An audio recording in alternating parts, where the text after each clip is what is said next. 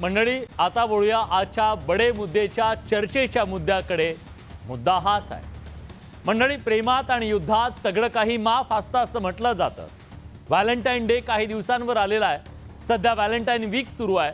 असं असताना महाराष्ट्राच्या राजकारणात नात्यांवरून राजकीय घमासान सुरू आहे.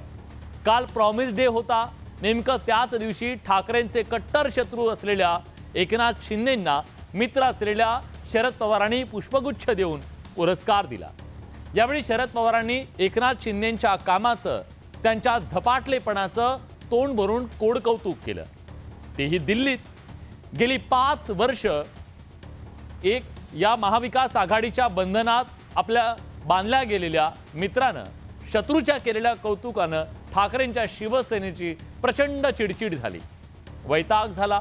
संजय राऊतांनी रात्रभर मनात धरून ठेवलेली अस्वस्थता सकाळच्या पत्रकार परिषदेत बाहेर काढली. त्यांचा सगळा त्रागा शरद पवारांवर निघाला. त्यांच्या बोलण्यात शरद पवारांबद्दलचा पॉझिटिव्हनेस कमी, पण शिंदेंबद्दलचा जळफळाट जास्त दिसत होता. बोलत संजय राऊत होते, पण शब्द उद्धव ठाकरेंचे होते हे राऊतांनी सांगितलं. त्यामुळे पवारांची शिंदेंसोबतची जवळीक मातोश्रीला अजिबात रुचलेली दिसत नाहीये.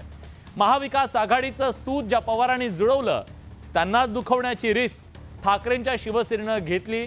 त्यामुळे ऐन व्हॅलेंटाईनच्या तोंडावर राज्याच्या राजकारणात राजकीय ब्रेकअपची चर्चा रंगू लागली आहे. खरंच ही चर्चा होईल का? पण त्याआधी बघूया घडलंय काय. खास रिपोर्ट. मवियात मिठाचा खडा.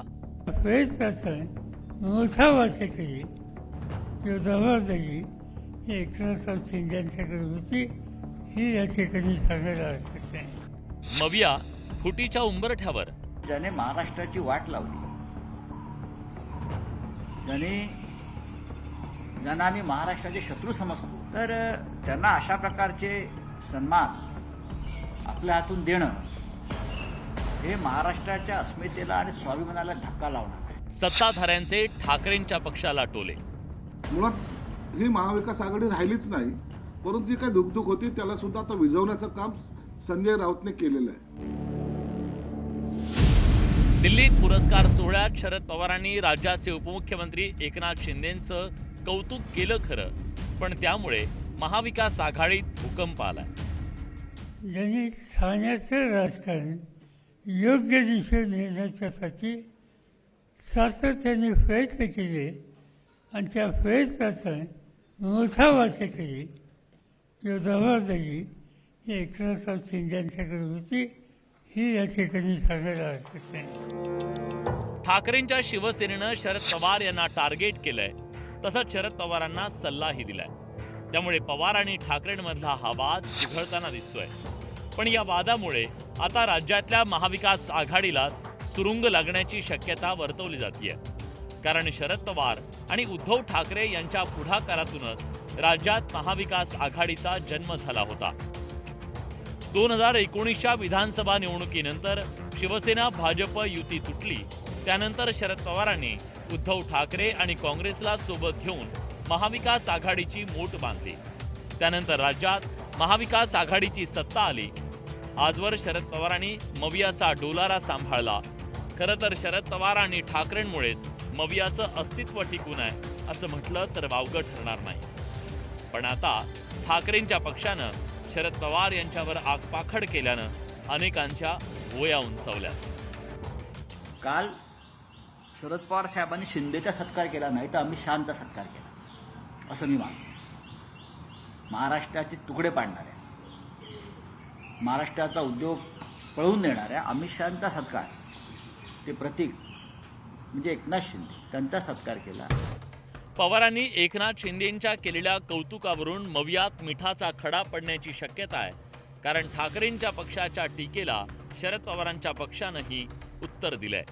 असं मी आपल्याला मागे म्हणालो की मागे आपण बघितलं नागपूरच्या अधिवेशनामध्ये माननीय पक्षप्रमुख उद्धवसाहेब ठाकरे हे अजितदादांचं अभिनंदन करण्यासाठी गेले होते. राष्ट्रवादी काँग्रेस शरदचंद्र पवार पक्षाच्या कुठल्याही नेत्यानं काही प्रेस घेतली का?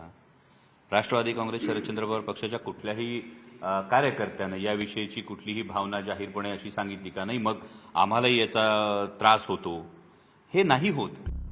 मवियात सुरू असलेल्या या धुसफुशीवरून सत्ताधाऱ्यांनी आणि त्यातल्या त्यात शिवसेनेच्या नेत्यांनी ठाकरेंच्या पक्षाला जोरदार टोले हाणले.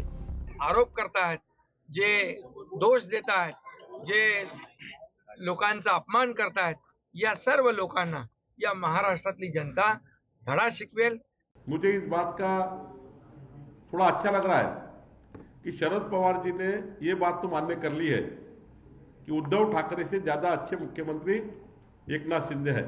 शरद पवार साहेब काय राजकारण करता याचा आम्हाला चांगल्या प्रकारे डाग कळतो असं बोलणं मला वाटतं हे उभाठा गटाच्या प्रवक्त्याला ही पुन्हा असलेली आघाडीमधली धुकधुक जी आहे, मुळात ही महाविकास आघाडी राहिलीच नाही, परंतु जी काही धुकधुक होती त्याला सुद्धा आता विझवण्याचं काम संजय राऊतने केलेलं आहे. खरा मूळ पोटसूळ काय आहे तर शरद पवार साहेब त्या व्यासपीठावर आले. शरद पवार साहेबांनी महाविकास आघाडीमध्ये असताना, त्याचे नेते असताना एकनाथ शिंदे साहेबांचा सत्कार केला आणि नुसता एकनाथ शिंदे साहेबांचा सत्कार केला नाही तर एकनाथ शिंदे साहेबांचं कौतुक केलं. स्वतःचं कौतुक होत नाही, स्वतःचे सत्कार होत नाही, म्हणून कदाचित हा पोटसूळ असावा. शरद पवार आणि उद्धव ठाकरेंच्या राजकारणाचा बाज वेगळा आहे. शरद पवार सर्वसमावेशक राजकारण करतात, तर ठाकरेंनी नेहमी आक्रमक राजकारण केलं आणि त्यामुळेच शिंदेंच्या सत्कारावरून या वादाची ठिणगी पडली. पण हा वाद भविष्यात चिघळल्यास मवियावर संक्रांत येण्याची शक्यता नाकारता येत नाही. Bureau report, news 18 Lokmat.